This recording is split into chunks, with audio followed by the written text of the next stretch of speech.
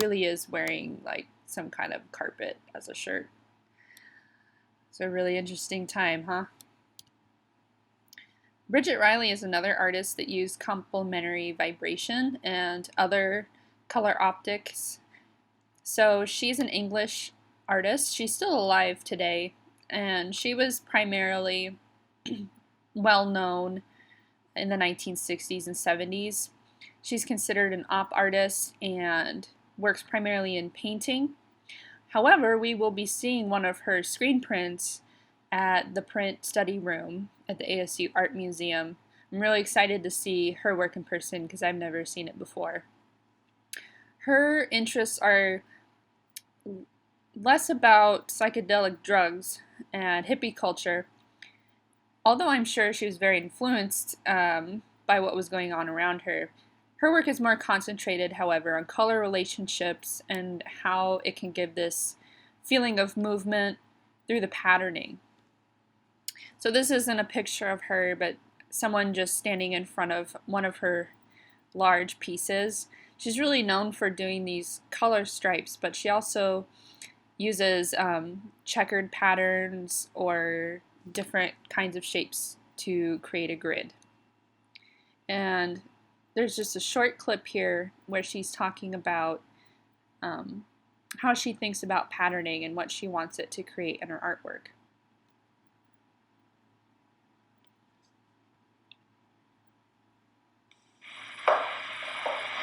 Rhythm and repetition are at the root of movement.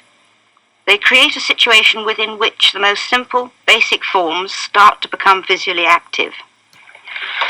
By massing them and repeating them, they become more fully present. Repetition acts as a sort of amplifier for visual events which, seen singly, would hardly be visible. But to make these basic forms release the full visual energy within them, they have to breathe, as it were, to open and close, or to tighten up and then relax. A rhythm that's alive has to do with changing pace and feeling how the visual speed can expand and contract, sometimes go slower and sometimes go faster. The whole thing must live.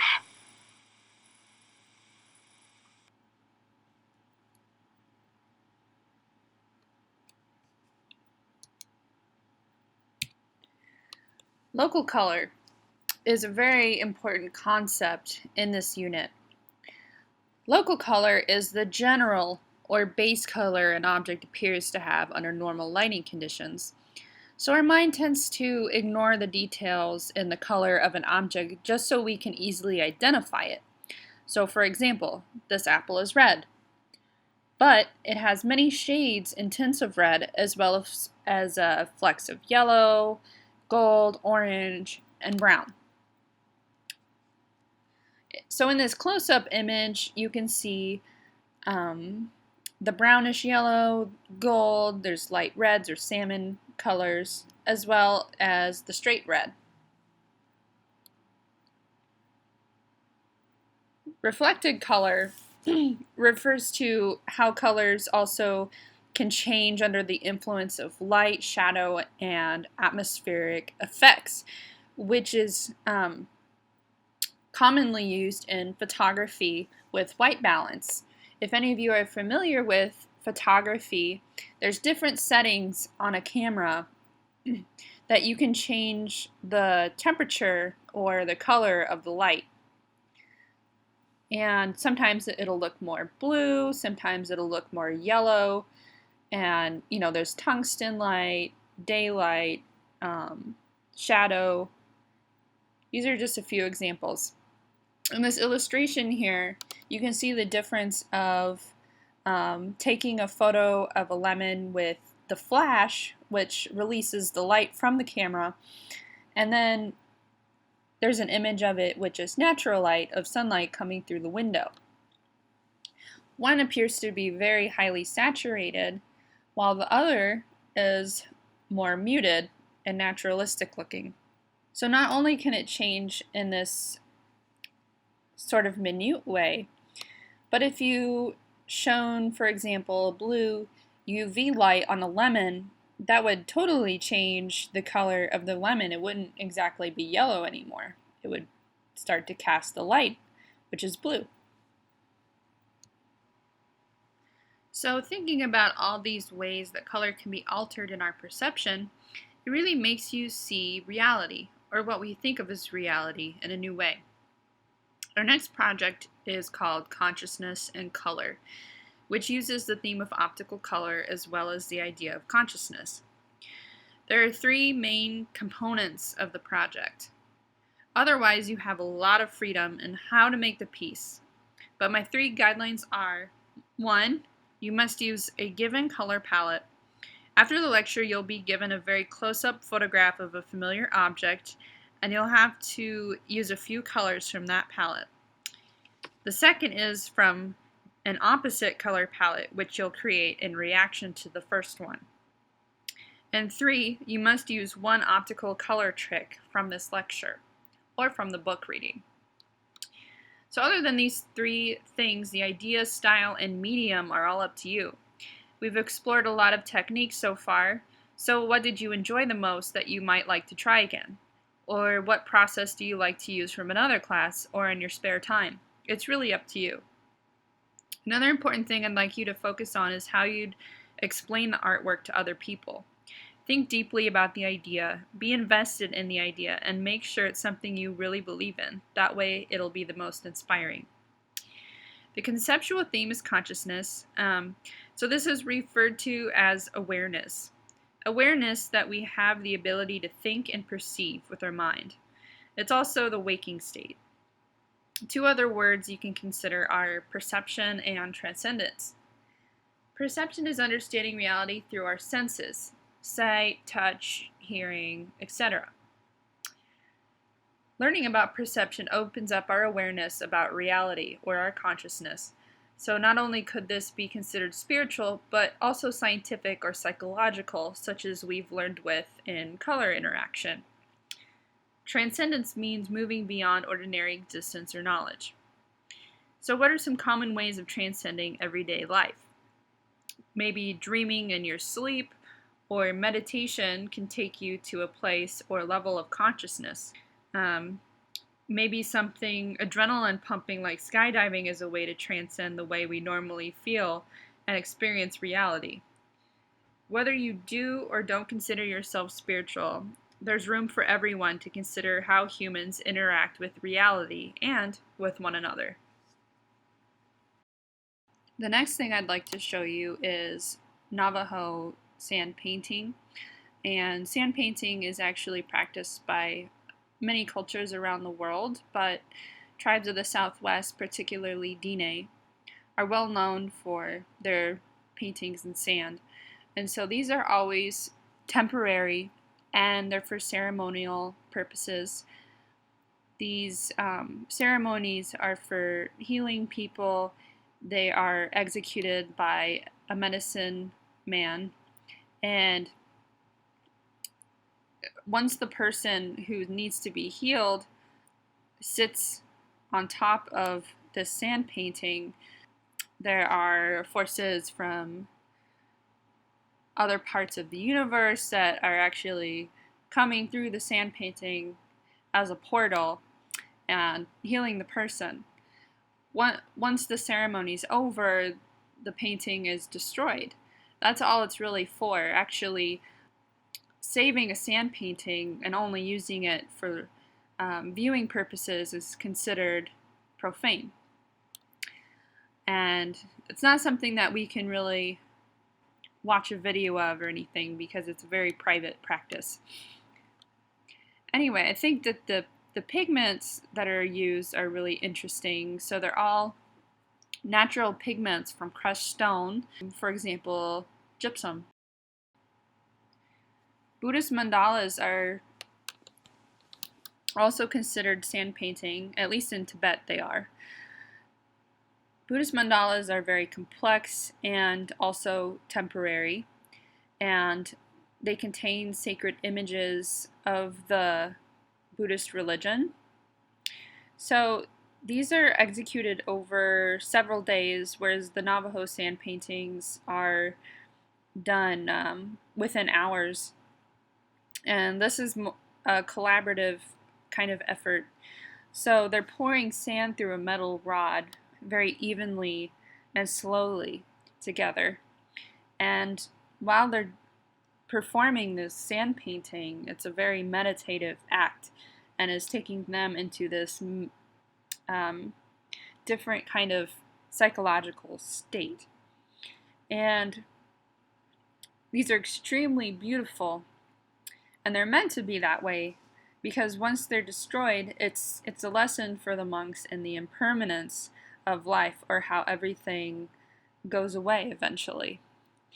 And after this sand painting is destroyed, the remnants are gathered together and offered to the earth and water, and it's brought to a river.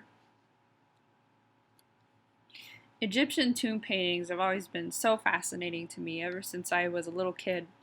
And in ancient Egypt, tombs were a place of contact between the living and the dead, or the visible world and the spirit world. And on the walls are these illustrations that appease the gods and lead the soul to the afterlife. So this is where the deceased person would be, and when the gods come to visit the body, these are basically the directions of how to lead the soul to the afterlife for the deceased person, and it's also a form of protection. So if you're familiar with tomb raiders, that was a serious concern for the ancient Egyptians, and so these images actually have spells cast into them to kind of serve as protection from people raiding the tomb and stealing all the cool stuff that they have to bring into the afterlife, like the gold and the jewelry. And it's also protection against evil spirits to them as well. And, oh, go away. The kind of sad thing about these tomb paintings, although they're beautiful and amazing to learn about, is that they're only meant to be seen by the spirits and by the deceased. So these are like private art galleries, if you think about it. The Sagrada Familia, I don't know if any of you have ever seen it. If you've been to Barcelona, Spain, it's an absolute, you gotta go to it. And this is one of the main tourist attractions. It's a Roman Catholic basilica, easily my favorite cathedral or basilica that I had seen during my time in Europe because it's just so unique.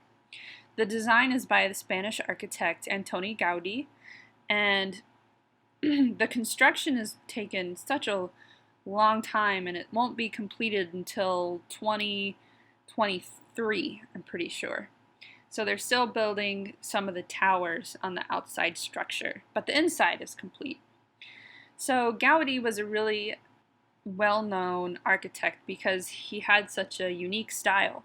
He was really interested in Art Nouveau and their use of organic kind of forms, and as well as the Gothic era of architecture.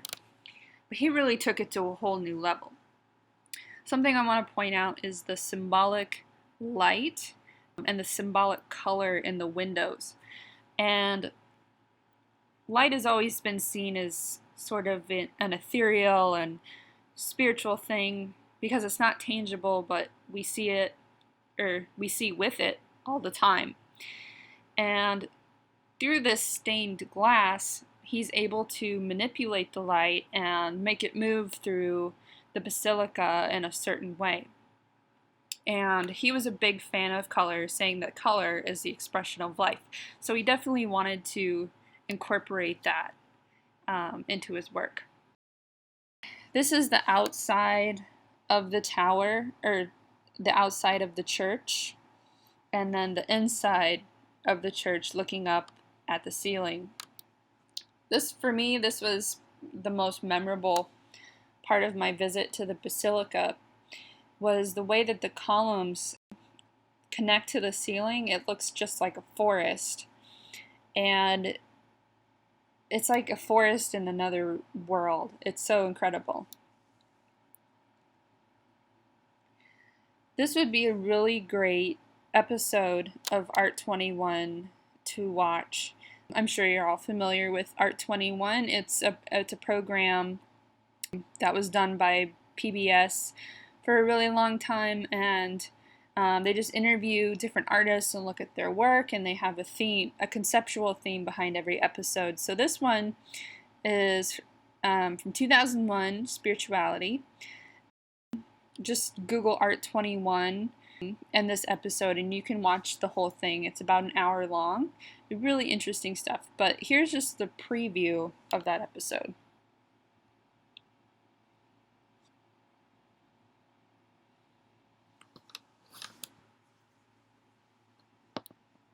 I think that I'm always trying to work with words as materials the same way I work with other kinds of materials.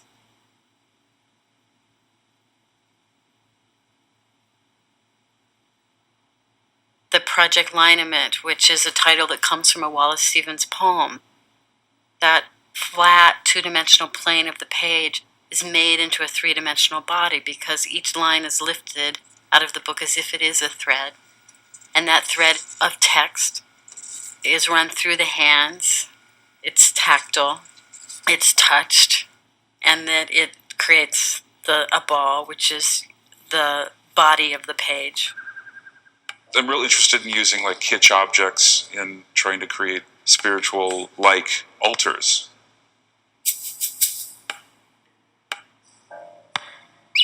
This sort of weird Disneyfication of nature that happens in Western societies, you know, whereas in native mythologies, animals are extremely powerful totem symbols, demanding, fear and respect. So, those contradictions are real important in my work, and kind of trying to blend them into sort of a hybrid mythology. If you look at this particular border, it's called Riding the Written. And here the text becomes more like horses, or there's a suggestion of movement. And that aspect is my experience of reading the Quran, where I would read it with no particular understanding because I was a child and I could read Arabic, but I couldn't understand it. And the memory of it is this amazing visual memory where the beauty of the written word supersedes everything else. But the strangest thing is that we have made real an actual illusion. That is, when we camp out, we think that the sun rises in the east, or if we're at night, it looks as though the stars come up in the east and move over us and go down in the west, when actually we are turning the opposite, the earth is turning the opposite way. But we don't feel that. So in the North space, I've removed all reference to horizon. So your field of reference are the stars. And so what happens is you feel yourself to be moving, almost tipping. So if you're sitting back in here, in this seat here, you actually will see the rotation of the earth, and you can feel that.